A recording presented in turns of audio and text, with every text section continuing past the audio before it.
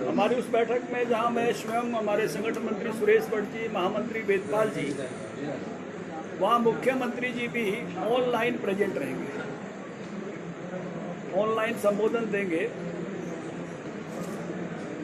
हमने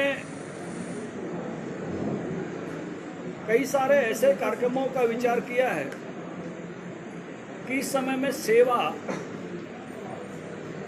इसको प्राथमिकता मिले, पर्यावरण संरक्षण इस बात को प्राथमिकता मिले। इस नाते से कार्यक्रमों की रचना की। एक कार्यक्रम सोचा है कि पर्यावरण संरक्षण की दृष्टि से सभी शहरों में हर परिवार तक हम एक थैला पहुंचाएंगे कपड़े का। मोदी जी को हाँ और प्लास्टिक को ना, उनके जन्मदिन के दिवस के मौके पर, कि लोग प्लास्टिक का यूज ना करें और थैला ले जाएं, सब्जी लाने के लिए, सामान लाने के लिए थैले का उपयोग करें। तो ये पर्यावरण संरक्षण की दृष्टि से एक बड़ा स्टेप जो है उनके जन्मदिन पर हम ले रहे हैं। इसी तरह से एक सेवा का काम 90 की 90 विधानसभाओं में एक आई चेकअप और चश्मा वितरण, इसके कैंप लगाए जाएंगे। हर विधानसभा में एक कैंप लगाया जाएगा, इसमें जो भी इस बात के इच्छुक लोग हैं कि उन्होंने अपनी आंखें टेस्ट करानी है और चश्मे की जरूरत है तो चश्मे उपलब्ध कराए जाएंगे। तीसरा एक है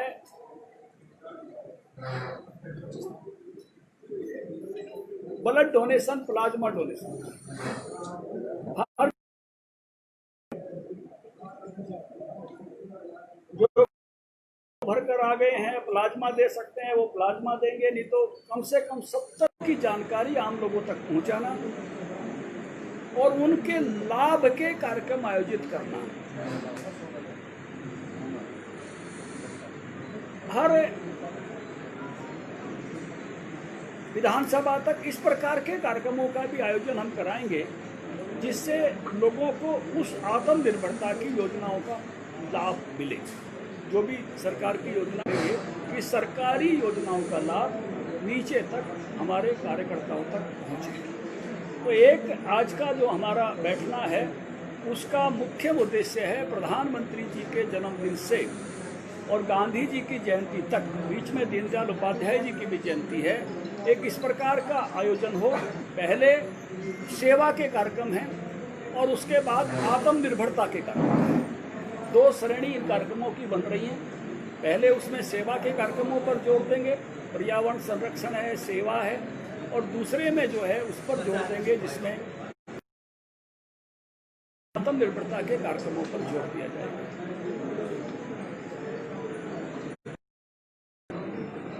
एक विषय जिसकी चर्चा मैं आपसे करना चाहूँगा, धन्यवाद करना चाहूँगा प्रधानमंत्री जी का। गुणगान किया था, उसको समर्थन एक तरह से मिला है। आपके यहाँ बहुत सारे किसान बाजार, किसान मंडी हैं, जिनसे पहले इस प्रकार की पहल तो सरकार ने की, लेकिन देशव्यापी छूट नहीं थी। 1 नेशन 1 मार्केट, जैसे ओम की मिठाई पूरे देश में खरीदी जा सकती है, डोडा बर्फी, ऐसे यहाँ के किसानों के उत्पाद भी पूरे देश में बेचे जा सकते हैं। अब उसकी बंदिश खत्म की गई है और किसानों को अपने डायरेक्ट मार्केटिंग करने का एक मौका दिया गया है। ये एक बहुत अच्छी पहल सरकार ने की है और उसके नाते से मैं देख रहा हूँ कि गुड़गांव आने वाले सारे रास्तों पर भी किसान अपनी ट्रॉली लगा के अपने खेत के सामने अपने उत्पाद बेचने का काम भी करता है और डायरेक्ट मार्केटिंग की तरफ बढ़ रहा है। डायरेक्ट मार्केटिंग से किसानों की आमदनी बढ़ती है, आर्थिक आज़ादी मिलती है।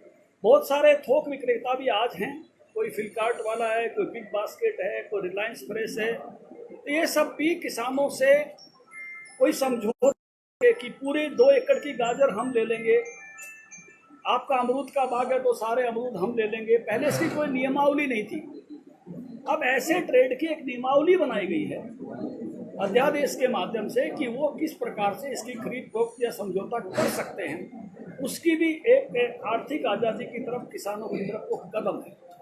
इसमें एक किया है, कोई एसपीओ है, इस तरह के व्यापार करने वाले लोग हैं, अगर वो ज़्यादा सामान खरीदेंगे तो उनको स्टॉक भी रखना पड़ेगा। पहले उस प्रकार की छूट उनको नहीं थी, अब उस प्रकार की छूट भी आवश्यक वस्तुओं में दी गई। लेकिन इनके सुधार से कुछ लोग अफवाह भी फैला रहे हैं कि पुराने सिस्टम पर असर पड़ेगा, एमएसपी, मंडी। तो मैं आपके माध्यम से बताना चाहता हूं कि जो एमएसपी तय होता है वो कृषि मूल्य और लागत आयोग तय करता है, और एक मंत्रिमंडलीय कमेटी उसको जो है अनुमोदन करती है। उसमें कोई परिवर्तन नहीं किया है, एमएसपी ऐसे ही लागू है और ऐसे ही लागू रहेगा। ये तो केवल जो डायरेक्ट मार्केटिंग करने वाले थोड़े से लोग हैं उनको एक नियम दिए गए। इसी प्रकार से मंडी सिस्टम पर भी कोई असर आने वाला नहीं है, क्योंकि डायरेक्ट मार्केटिंग में अभी संख्या 1000 में 1 की है, 100 में 1 की भी नहीं। इसलिए वो पुरानी व्यवस्था पर अभी किसी प्रकार के इसके अंतर नहीं पड़ने वाले हैं। उसी प्रकार से धान की खरीद जैसे पहले हुई थी, एक एक दाने की होगी। उसी प्रकार से बाजरे की खरीद जैसे पहले हुई थी, सरकारी खरीद वैसे ही होगी और मंडियों में ही होगी।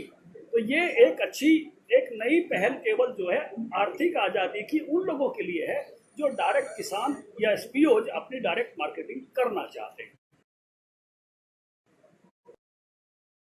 तो विषय मैंने आपके एक विषय आज हमने हमारे कई सारे मंत्रिमंडल के साथ ही, हमारे मुख्यमंत्री जी, हमारे विधानसभा के अध्यक्ष कई सारे कोविड की चपेट में आ गए, उसमें से कुछ मूलचंद जी तो बाहर भी आ गए हैं।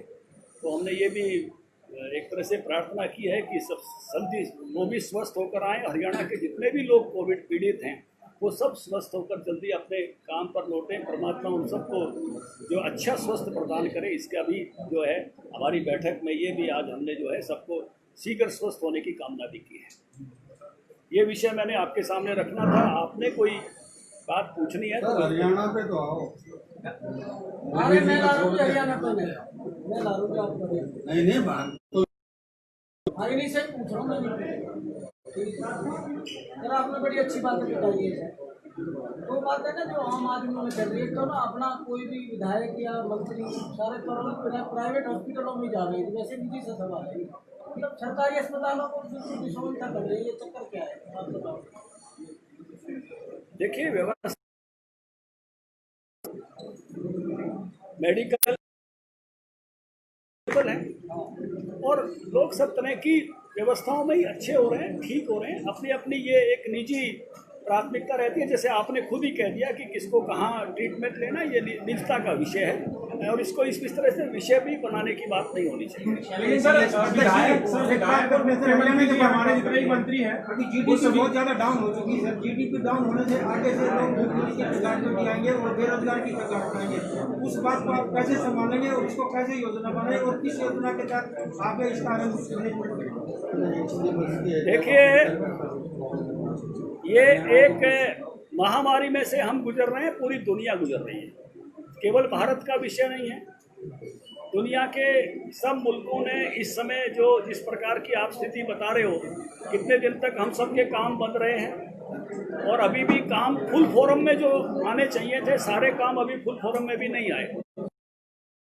तो पहलू हैं आप सब, लेकिन आप मेरे से उत्तर चाहते हैं तो मैं कह रहा हूँ, पहले एक ऐसा विषय था कि जान सबसे ज़्यादा इम्पोर्टेंट है, इसलिए काम रोके और उस विषय के बारे में लोगों को जागरूक किया।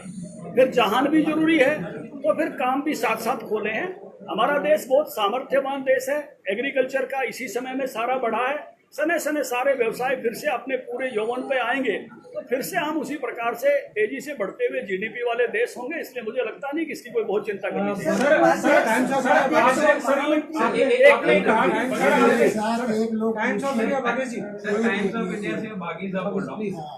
मेरे दो सवाल हैं। मेरे दो सवाल हैं। पहला, आपने एनवायरमेंट की बात करी कि हम एनवायरमेंट संरक्षण से काफी चीजें कर रहे हैं। तो हमारे हरियाणा में अरावली ही छोटा सा पोर्शन है जिसमें हरियाली बची है। पिछले बीते 15 से 20 साल में समय समय पे हाई कोर्ट, सुप्रीम कोर्ट और एनजीटी अलग अलग डायरेक्शन देती रही है, पर आज तक इस विषय को लेकर के कोई भी पॉलिसी बनाने पे नाकामयाब रही है। एनसीआरबी बोर्ड में तो हरियाणा सरकार अरावली की एग्जिस्टेंस को ही नहीं मानती। सरकारी रिकॉर्ड के हिसाब से अरावली नाम की कोई चीज है नहीं हरियाणा में। ये एक दूसरी चीज, इसको लेकर के आपने अभी तक क्या पॉलिसी बनाई, क्या पॉलिसी बनाना है, आज तक क्यों नहीं बनाई। दूसरा मेरा सवाल है कि सरकारी ही आंकड़े के हिसाब से आज के समय में हरियाणा में सबसे ज्यादा बेरोजगारी है। ये आंकड़ा 40% तक पहुंच गया था लॉकडाउन के समय में, अभी 28% है, जो कि पूरे देश में सबसे ज्यादा है। तो उसको लेकर के आपका क्या कहना है? देखिए, एक तो पहला विषय ये है कि अरावली को हरियाणा में कौन मना कर सकता है। मैं तो ज्योग्राफी का सरकार बोलते हैं, नहीं, ऐसा नहीं है, ऐसे मत कहिए, आप अपनी मर्जी से मत कहिए। मैं मिनिस्टर रहा हूँ सरकार का, अरावली है या अरावली नहीं है ऐसा कौन कह सकता है। अरावली के कारण से बहुत सारे बंधन है, इसी कारण से बहुत सारी जगह माइनिंग नहीं हो रही, इसी के कारण से वृक्षारोपण के प्रयास भी हुए हैं। इसे परिभाषा मत बनाइए, अरावली यहाँ है और उसी कारण से बहुत सारे इस पर प्रतिबंध भी है, बहुत सारे वहाँ निवास आवास भी नहीं बनाए जाते, तोड़े भी जाते हैं, खत्म भी किए जाते हैं। तो बहुत सारे प्रोटेक्शन की सारी बातें यहाँ, केवल मनमर्जी से सारा वो ढांचा मत खड़ा कीजिए। और वृक्षारोपण भी उस पर बार बार होता है, और अभी भी 4.5 संगठन में इस बार रक्षाबंधन से लेकर अटल जी के जो है वो पुण्यतिथि पर लगाए हैं। तो पर्यावरण एक महत्वपूर्ण विषय है, केवल अपने परसेप्शन के हिसाब से चीजें नहीं खड़ा करनी। हो गया अब आपको दूसरा आपने पूछा एम्प्लॉयमेंट का विषय। देखिए, एक सबसे ज्यादा नौकरी देने का काम पिछले इन 6 वर्षों में हरियाणा सरकार ने किया है। लेकिन जो आपका पहला सवाल था जीडीपी वाला, ये सवाल भी उसी से जुड़ा है। लेकिन फिर भी स्थानीय स्तर पर बहुत सारे रोजगार, मनरेगा से लेकर बाकी सब तक, इस प्रकार से लोग आगे बढ़े। आत्मनिर्भर भारत की यही योजना है कि इस काल में भी अधिक से अधिक काम हम कैसे लोगों को दे सकें, कैसे बढ़ा सकें, उसके प्रयास हो रहे हैं। काल विशेष आया है, इस काल विशेष के कारण से वो हम सबकी जानकारी में है। और जो जो ये खुलता चला जाएगा, इकोनॉमी खुलती चली जाएगी, काम बढ़ते चले। सर, सुनील यादव है, इंडिया टीवी से। सर, मेरा सवाल ये है कि ज़्यादा उसी से रिलेटेड है कि अब विधायक जी और मुख्यमंत्री जी या आपकी सरकार सार्वजनिक जीवन में हम कामना करते हैं सबसे पहले जितने भी विधायक या मंत्रीगण हमारे कोरोना पॉजिटिव है वो जल्द से जल्द स्वस्थ हो। सवाल मेरा सर ये है कि जितने भी विधायक या मुख्यमंत्री या हमारे विधानसभा अध्यक्ष जी जो पॉजिटिव हुए हैं वो सब लोग प्राइवेट अस्पताल की ओर रुख कर रहे हैं। तो ऐसे में सरकार और बीजेपी क्या संदेश दे रही है जनता को कि हमारे पास हम 6 साल में हरियाणा में कोई ऐसा सरकारी अस्पताल नहीं बना पाए कि हमारी सरकार का कोई नुमाइंदा वहां इलाज करा सके, क्योंकि सार्वजनिक जीवन में सब लोग, इसलिए सवाल महत्वपूर्ण है। देखिए, आपको शायद सबकी जानकारी नहीं है, जेपी दलाल जी कहाँ हैं? स्वास्थ्य मंत्री भी प्राइवेट में, स्वास्थ्य मंत्री प्राइवेट में, ऐसा नहीं है। आप देखिए, ये विषय बहुत सारे, वो तो अपने घर पर ही है, अपनी अपनी स्थिति के साथ। राम साहब कुमार कश्यप जी करनाल में है, कल्पना चावला में है, इसलिए सब एक स्थान पर ऐसा नहीं है। अपने अपने स्वास्थ्य की जरूरत और उसके नाम से निजी मुद्दा है, और इस मुद्दे को इस तरह से कहना भी आवश्यकता नहीं है। जिसकी जैसी इस समय जरूरत होती है उस हिसाब से वो मेडिकल फैसिलिटीज लेता है। एनबीटी से कबर टाइम से। मेरा पहला तो सिंपल छोटा सा सवाल कि आप अपने संगठन का विस्तार करते हैं। सितंबर माह में हमारी 3 तरह की बॉडी अभी बननी है। अध्यक्ष बन गए हैं, मंडल अध्यक्ष बन गए, बहुत पहले से बन गए थे, लेकिन एक विराम लग गया था, ऊपर की रचनाएं नहीं बनी थी, इसलिए तो उन्होंने भी अपनी कार्यकारिणी बनानी है। और जिला अध्यक्ष बन गए, उन्होंने भी अपनी कार्यकारिणी बनानी है, और मुझे भी अपनी कार्यकारिणी बनानी है। हमारा कैलेंडर ये है कि सितंबर महीने में हम तीनों लेवल की कार्यकारिणी अपनी खड़ी कर रहे हैं। मेरा दूसरा छोटा सा सवाल है कि आप पार्ट 1 में मंत्री थे, सरकार का पार्ट, अब आप संगठन के प्रमुख, और आरोप लगते रहे कार्यकर्ताओं बार बार ये उठाते रहे कि उनकी सुनवाई नहीं होती, प्रशासन के अधिकारियों को भी सुनते नहीं। आप इस चीज़ से अगर अवगत होंगे, क्योंकि आप पहले सरकार के पार्ट थे, आप संगठन का पार्ट, ऐसी स्थिति में सामंजस्य कैसे बैठे? अभी आप सुनेंगे कि कार्यकर्ता की बहुत अच्छी सुनवाई होती है, कार्यकर्ता की सबसे ऊंची सुनवाई होगी इस समय। यानी आप नहीं, अभी आप पहले में भी होती थी, लेकिन अब आप उसको और लाउडली सुनेंगे। सर, क्या इस बैठक में महामंत्री और उपाध्यक्ष पर भी चर्चा की जा रही है, जो 6 जिले के यहाँ कार्यकर्ता बुलाए गए हैं, जिलाध्यक्ष बुलाए गए? नहीं, आज एक बैठक तो केवल ऐसे ही जिले के प्रमुख कार्यकर्ताओं की बैठक थी, पदों के हिसाब से नहीं थी।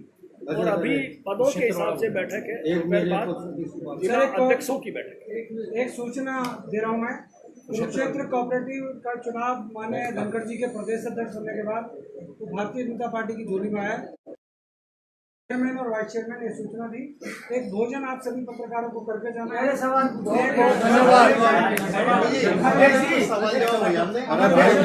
आगे क्यों आ रहे हो? आराम से अध्यक्ष जी, आप कह रहे हो कि अधिकारी सुन रहे हैं आपके नेताओं की बात। कुछ दिन पहले ही आप ही के मंत्री हैं, मंत्री भी हैं वो नारनौल से, वो तो सरेआम करें कि अधिकारी हमारे सुनते नहीं है, गुंडागर्दी कर रहे हैं। आप कह रहे हो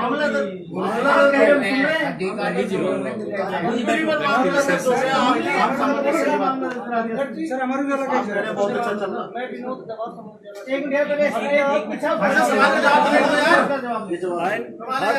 हर सवाल में ही जवाब है। इनके सवाल का जवाब उस एक्शन में से आपको मिल चुका है। आप भोजन मिल चुका है उस एक्शन में से ही, उस एक्शन में से ही आपको जवाब मिल चुका है। सवाल का जवाब जो एक्शन हुआ उसी में से आपको मिल चुका है। हरियाणा में राज किसका? बीजेपी का कि बीजेपी का? गठबंधन का। गठबंधन का। जहाँ तक मेरी जानकारी है कि उप मुख्यमंत्री का कोई पद होता नहीं, और सारे हरियाणा में ये है कि दुष्यंत ने कैप्चर कर लिया। और शायद आपके पास संसदीय मंत्री भी एक होता है, मुख्यमंत्री की अनुपस्थिति में संसदीय कार्य संभालता है। एक सवाल मेरे पेंडिंग सर आपको इसके बारे में अभी आपने पूछ ले, दो आप दो पूछना और पूछना। अरे भाई मेरा जवाब हो गया सर, हो इकट्ठा देंगे ना सबका। बैठ तो जाओ आप, बैठ तुमने देख लिया। यहाँ के बैठोगे क्या? वहाँ बैठ जाओ आराम से। मैं उनकी बात सुन रहा हूँ। आगे संगठन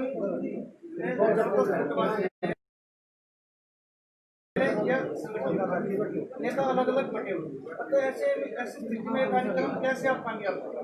देखिए, भारतीय जनता पार्टी एक परिवार की तरह काम करती है, और ऐसी कोई आपकी जानकारी है तो मुझे लगता है उचित नहीं है। भारतीय जनता पार्टी बड़े बड़े व्यक्तित्वों को साथ लेकर चलने वाला सामर्थ्यवान एक ऐसा संगठन है। जो बात बता रहे हो आप शायद किसी और दल के ले आए हो, जिनके जिला अध्यक्ष भी नहीं बने, जिनकी प्रदेश की बॉडी नहीं बनती, जिनके अध्यक्ष की पिटाई हो जाती है, जिनके अध्यक्ष को इसलिए भागना पड़ता है कि उसका कोई भी काम नहीं हो रहा। आप अन्य दलों की बात बीजेपी पर मत बताइए। बीजेपी एक पारिवारिक, सब कुछ एक कार्य पद्धति तय है, और उस कार्य पद्धति के हिसाब से बहुत बेहतर तालमेल के साथ काम होते हैं। Thank you. सभी साथी लेके जाएंगे, बाकी कब सब